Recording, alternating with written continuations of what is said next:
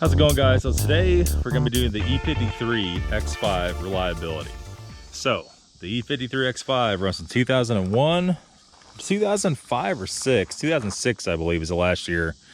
And these are not bad SUVs.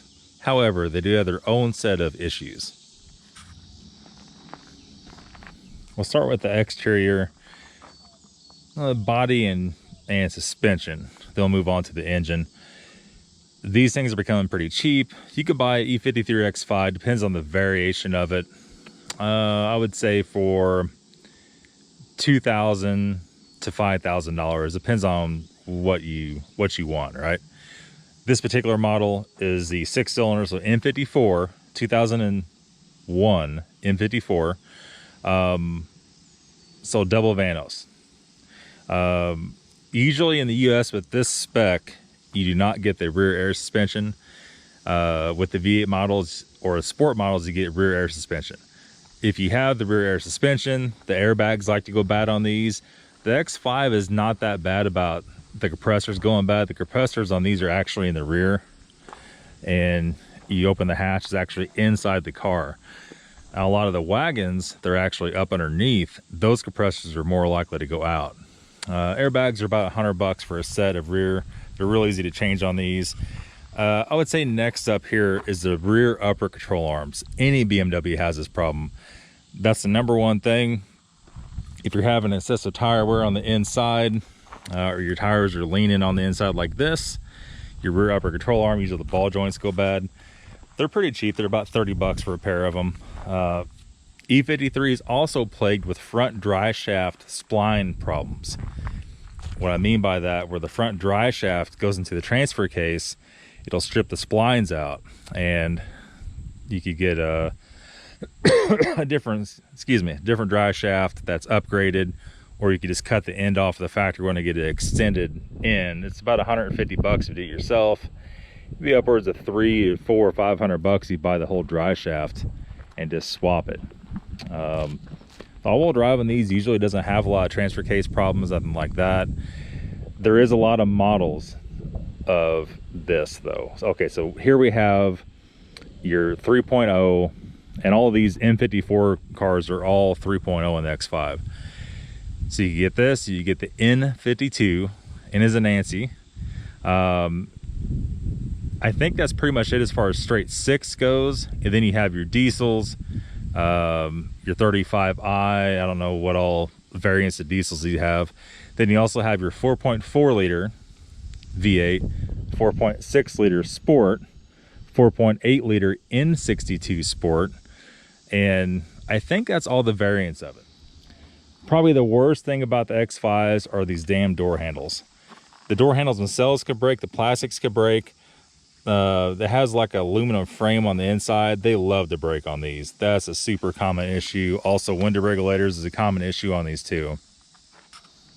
And the panoramic roof, this one does not have the panoramic roof. That's a good thing. The ones that do have a panoramic roof, your best defense against those, don't ever open it. Don't even think about opening that. They cause all kinds of issues. We're going to get the damn hood open on this thing. The hell, the school next door is on the PA system. Next up, these don't really have an issue with the cooling electric fan like a lot of BMWs have. They just don't have issues with that at all. Well, not likely. The headlights are always foggy. Usually you have to buff them. These have been done a while back, had the clear coat put on them. This one has had the M56 valve cover swap. You can see it leaking around the cap. You can't buy the cap.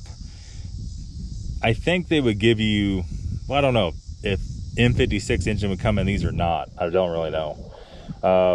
You can see on this one, the oxygen sensors are unplugged. This is run a Euro 1 tune.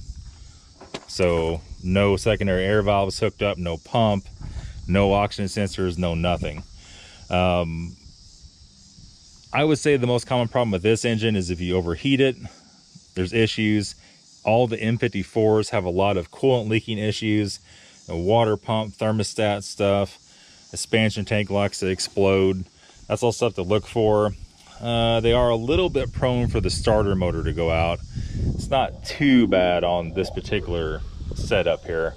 What the hell's going on with that? It's like the mice been chewing on that. Other than that, the disvalve, the catalytic converters like to throw codes. There's things you can do to clean those, to get those codes to go away. This, like any other M54, the throttle body boot likes to get rotten and rip. Just nothing real crazy expensive on this particular engine unless you overheat it and then you need a new engine. There is one thing you have to watch out for on these. Since the engine, before I turn it around here, the engine does sit very far down in this car, and the cradle that holds the engine isn't just a cross member in the front on this one. It's like a whole cradle on this one that goes back almost to the rear of the transmission. So whenever you have to work on these, you have to take the engine out of these. It's a lot bigger situation. On the V8s, you have to take the engine and transmission out together. You cannot separate them in the car. Shit, maybe you can, but I wouldn't want to. These are made to pull everything out from the bottom and do all that. Okay, so I was editing this video and I realized I forgot to talk about the V8 cars, the V8 X5s. So the 4.4 and the 4.6 do suffer from the timing chain guide issue. If you get the 4.8 Sport, that's the N62, that engine suffered from EGR problems and valve seal guide issues. The valve seal guide issues are fixable, but they can be very, very expensive, upwards of $1,000 or more. The timing chain guide issues on the 4.4 and 4.6, it's almost not fixable, to be honest with you. That could be upwards of $5,000 to $7,000 for that job. A lot of times the engine's always noisy after that. In long story short, stay away from the V8 ones. You know, it's just a good idea to stay away from that. That's fixable, but barely. Also, I didn't cover the control arms and the spindle front end parts. These things are a little more susceptible to using up your thrust arms. The bushing's wearing out. You know, tie rods, it's a heavier vehicle, it sets up higher. They tend to eat up front end parts a little bit quicker. They do also have an issue with the brakes. They tend to warp the rotors quicker if you hit them really hard, really fast. It is a lot of weight to stop. Some guys have issues with the wheel bearings. I haven't had that issue. And then of course we have had issues with the brake calipers sticking if the vehicle sits around for a long time, or if you're up north and it's rusty. But pretty much all cars are like that. So yeah, neighbor just pulled up. I'm gonna talk to him. That's all for today's video. E53 X5, it is cheap to buy. It is 4-wheel drive, very nice 4-wheel drive by that. Just be warned, these are some of the very common issues. There's literally 1,000 other things to look for on them, but this video is gonna be 2 days long if we do all that. These are the biggest and most common things, stuff you could check out right away. Okay, and just a couple more things to keep on forgetting things as I'm going here. You want to check out for rust too. Some of these come from up north. This one came from up north. We had some brake line issues, as I talked about before. That also causes problems with the front brake rotor, or not rotors, the calipers sticking. Check for that. If you notice any shaking on the brakes, even when you're not on them, that could be that, or any kind of dragging. Also, touch the carpets, open the doors, touch the carpets, make sure the carpets are wet. That could also be a door card leaking, or even bigger sunroof drain issues. You don't really have to deal with any of that stuff. And really, just like before buying anything else, you almost need to jack it up, pull the skid plate off, and to see what's leaking. It's going to have something leaking. It'll have a little antifreeze drip here or there, a little oil drip here or there. If it's something that's leaking you're willing to fix, that's fine. But oil pan gasket leaking on all the engines, that might be a deal breaker for you. I really don't know. It's definitely something to take a look at.